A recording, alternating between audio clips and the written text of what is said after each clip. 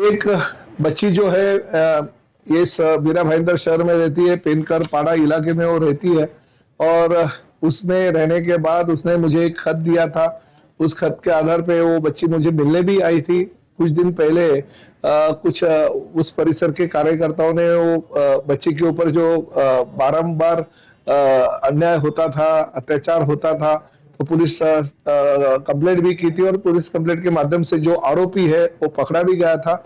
आज परिस्थिति ऐसी है कि वो बच्ची जब भी 5वीं कक्षा में पढ़ती थी उस दिन से उसके ऊपर अन्याय होता था, अत्याचार होता था, उसका शोषण होता था। और वो भारतीय जनता पार्टी की नगर सेविका अनीता पाटिल जो है उसके भाई है। पहला जो बड़ा भाई है उसके ऊपर अन्याय अत्याचार करता था और वो उसका मृत्यु हो गया। तो उसके मृत्यु के पश्चात उसके छोटे भाई ने भी बोला कि मेरे पास वो मेरा भाई जो तेरे ऊपर अत्याचार करता था उसको वीडियो मेरे पास है। और उस माध्यम से फिर उसने अत्याचार करना चालू हो गया। आखिर तक आके उसने पुलिस कंप्लेंट की और पुलिस कंप्लेंट करने के माध्यम से ये घटनाएं सामने आई।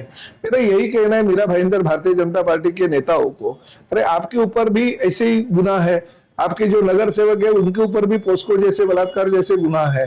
तो इधर तो न्याय इनके पास मांग के कोई फायदा नहीं है। इसलिए राज्य के मुख्यमंत्री जी को मैं इस घटना का जो गंभीरता है वो बताऊंगा और उनके पास से इस पीड़ित परिवार को न्याय मांगूंगा।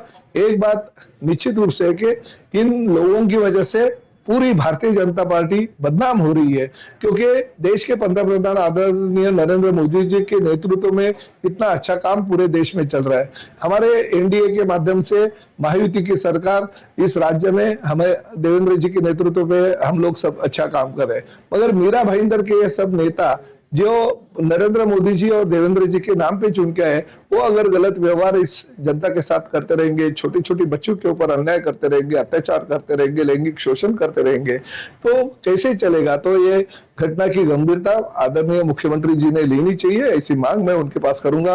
वो जो बच्ची है वो बच्ची अभी मेरे पास आके गई और उसने मुझे जो लेटर दिया है उस लेटर के आधार पे पूरी वो बच्ची की जिंदगी भर की जो जिम्मेदारी है वो मैंने स्वीकारी है और मैंने उसको नौकरी कल से ही वो जॉब में लग जाएगी और साथ ही में उसकी शादी और आगे भविष्य का जो भी अच्छा है वो मैं मेरे माध्यम से मैं करूंगा, ऐसा आश्वासन उसको दिया है। मेरी महिलाओं जो पदाधिकारी है उनको भी बोला है कि अगर वो बच्ची की तरफ कोई आंख उठा के भी देखेगा तो शिवसेना स्टाइल के ऊपर उसके ऊपर कार्रवाई की जाए। राजनीति की दबाव है इसके ऊपर, तो इतने दिन से उसके ऊपर अन्याय हो रहा था। उस जो बच्ची है वो बच्ची ने मुझे बोला कि मैं करीबन 6 महीने से वो अनीता पाटिल को बोल रहा था कि मेरे ऊपर अन्याय हो रहा है, मेरे ऊपर अत्याचार हो रहा है, ये मेरे को ऐसे हैरान कर रहे हैं, परेशान कर रहे हैं, मगर उन्होंने दखल अंदाजी नहीं की।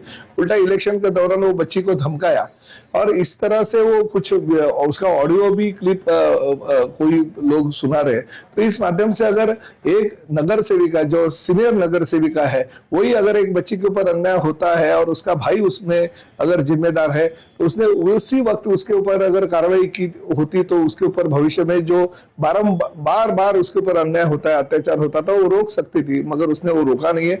इसलिए तुरंत भारतीय जनता पार्टी के वरिष्ठ नेताओं ने उसका रिजाइन लेटर लेना चाहिए।